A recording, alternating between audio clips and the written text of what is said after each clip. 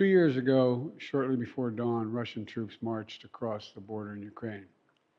And Putin believed he could easily bend the will and break the resolve of the free people of Ukraine. That he could roll into Ukraine and he would roll over them. 2 years later, he remains wrong. He didn't do that. He wasn't able to do that. Kyiv is still standing.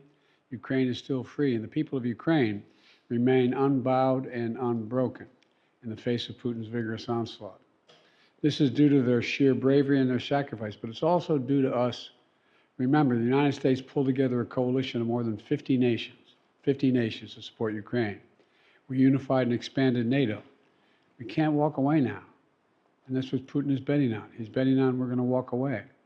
That's why I'll be speaking to the G7 folks, so some of the heads of the European Union and NATO today.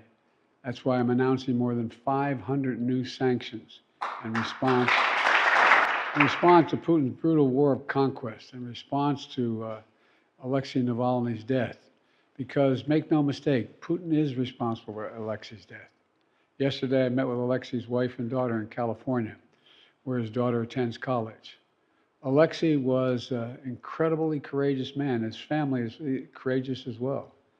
I assured them his legacy will continue to live around the world, and we in the United States are going to continue to ensure that Putin pays the price for his aggression abroad and repression at home. But let me be clear. The House of Representatives must pass the bipartisan national security bill. The bill provides urgent funding for Ukraine, and it passed overwhelmingly in the Senate.